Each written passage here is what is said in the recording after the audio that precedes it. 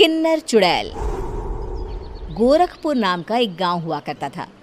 उस गांव में ज्यादा लोग नहीं रहते थे। उस गांव में एक गर्भवती विधवा औरत रहती थी। उस औरत का नाम कमला था। कमला अपने घर में अकेली रहती थी। उसके पति की सारी जायदाद उसके नाम हो गई थी, पर सभी गांव वाले उस औरत को मनहूस औरत समझा करते थे और सभी उससे नफरत किया करते थे। एक बार कमला राशन की दुकान पर खाने का सामान खरीदने जाती है। भैया जी, जरा 1 किलो दाल चावल देना। अरे हाय हाय हाय हाय हाय! अरे मनहूस औरत, मेरी दुकान में अपशुगन करवाने आ गई क्या? हैं? चल जा यहाँ से। मैं कुछ नहीं देने वाला हूँ तुझे। भाग भाग यहाँ से, चल जा, निकल। भैया जी, ऐसा मत कहिए। मैं गर्भवती हूँ, मुझे खाने की बहुत जरूरत है। मुझे खाना दे दीजिए। दुकानदार कमला को वहां से धक्के मारकर भगा देता है। तभी कमला रोते रोते उस गांव के किन्नरों के इलाके में आ जाती है।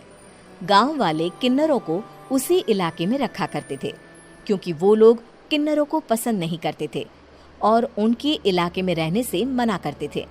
तो किन्नरों ने उसी गांव में अपना एक इलाका बना लिया था। जब किन्नर लोग देखते हैं कि एक गर्भवती महिला रोते रोते उनके इलाके में आ गई है, तो सारे किन्नर कमला के पास जाकर उसका हाल पूछने लगते हैं। क्या हुआ बहन, तुम्हारी गर्भवती अवस्था में इतनी बुरी हालत कैसे है? तुम रो क्यों रही हो? तुम डरो मत, हम तुम्हें कोई नुकसान नहीं पहुंचाएंगे। तुम शांत होकर सब बताओ कि हुआ क्या है। मैं कमला हूँ। मैं गांव के दूसरे इलाके से आई हूँ। 2 महीने पहले ही मेरे पति की मौत हुई है। मुझे गांव के लोग मनहूस मानते हैं, क्योंकि मैं विधवा हूँ और गर्भवती भी। वहाँ के लोग मुझे खाने के लिए कुछ बेचने के लिए भी तैयार नहीं, जिससे मेरा गुजारा नहीं हो रहा था। कोई बात नहीं कमला, हम तुम्हारा ख्याल रखेंगे। किन्नर लोग कमला को एक खाली घर में रहने के लिए जगह दे देते हैं और उसकी देखभाल भी करते हैं।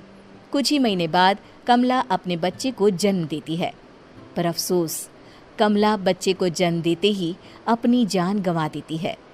जब सब किन्नर बच्चे को देखते हैं तो बहुत खुश हो जाते हैं, क्योंकि वो बच्चा भी किन्नर ही था। कमला ने एक किन्नर बच्चे को जन्म दिया था। अब इस बच्चे की देखभाल कौन करेगा? हम तो इस बच्चे को गांव के दूसरे इलाके में भी नहीं भेज सकते। और तो क्या हुआ, इस बच्चे की माँ नहीं रही तो हम इसे पालेंगे। अब ये हमारे इलाके में रहेगा, हमारे साथ रहेगा। फिर वो किन्नर उस किन्नर बच्चे को गोद ले लेते हैं, उसका नामकरण कराते हैं।